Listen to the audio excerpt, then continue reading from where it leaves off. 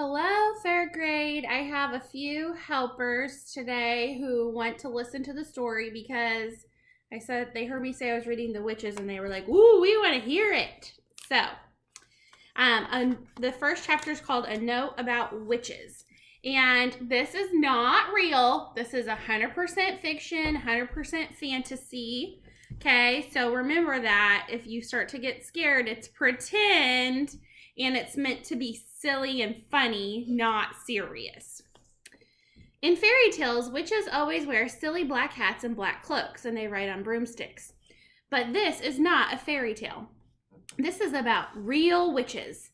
The most important thing you should know about real witches is this. Listen very carefully. Never forget what is coming next. Real witches dress in ordinary clothes, and they look very much like ordinary women. They live in ordinary houses, and they do ordinary jobs.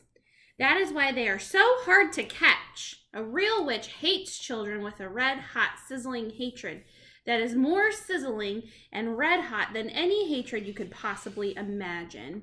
A real witch spends all her time plotting to get rid of the children in her particular territory. Her passion is to do away with them one by one. It is all she thinks about the whole day long. Even if she is working as a cashier in a supermarket or typing letters as a businessman or driving around in a fancy car, and she could be doing any of these things, her mind will always be plotting and scheming and churning and burning and whizzing and fizzing with murderous, bloodthirsty thoughts. Which child, she says to herself all day long, exactly which child shall I choose for my next squelching? A real witch gets the same pleasure from squelching a child as you get from eating a plateful of strawberries and thick cream. She reckons on doing away with one child a week. Anything less than that and she becomes grumpy. One child a week is 52 a year. Squish them and squiggle them and make them disappear. That is the motto of all witches. Very carefully, a victim is chosen.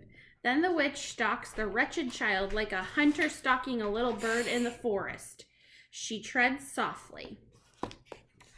There's a monster. The witch is hiding in the bushes. She sees a child. She moves quietly. She gets closer and closer. Then at last, when everything is ready, whist! And she swoops. Sparks fly, flames leap, oil boils, and rats howl. Skin shrivels, and the child disappears. A witch, you must understand, does not knock children on the head, or stick knives into them, or shoot them with a pistol. People who do those things get caught by the police. A witch never gets caught. Don't forget that she has magic in her fingers and devilry dancing in her blood. She can make stones jump about like frogs, and she can make tongues of flame go flickering across the surface of the water. These magic powers are very frightening. Luckily, there are not a great number of real witches in the world today. You want to get down? Yeah. Okay. Say bye-bye. Bye-bye. Oh, careful. Bye-bye. Victoria. I'm sorry, guys. She said, I'm sorry, guys. These magic powers are very frightening. Luckily, there are not a great number of real witches in the world today, but there are still quite enough to make you nervous. In England, there are probably about 100 of them altogether. Some countries have more. Others have not quite so many. No country in the world is completely free from witches. A witch is always a woman. I do not wish to speak badly about women. Most women are lovely, but the fact remains that all witches are women. There is no such thing as a male witch. On the other hand, a ghoul is always a male. So, indeed, is a Barghest. Both are dangerous, but neither of them is half as dangerous as a real witch. As far as children are concerned, a real witch is easily the most dangerous of all the living creatures on earth. What makes her doubly dangerous is the fact that she doesn't look dangerous. Even when you know all the secrets, you will hear about those in a minute. You can still never be quite sure whether it is a witch you are gazing at or just a kind lady. If a tiger were able to make himself look like a large dog with a waggy tail, you would probably go up and pat him on the head. And that would be the end of you. It is the same with witches. They all look like nice ladies. Kindly examine the picture opposite. Which lady is the witch? That is a difficult question, but it is one that every child must try to answer. There's a picture of two ladies, and you're supposed to try to figure out which one's the witch. For all you know, a witch might be living next door to you right now. Or she might be the woman with the bright eyes who sat opposite you on the bus this morning. She might be the lady with the dazzling smile who offered you a sweet from a white paper bag in the street before lunch.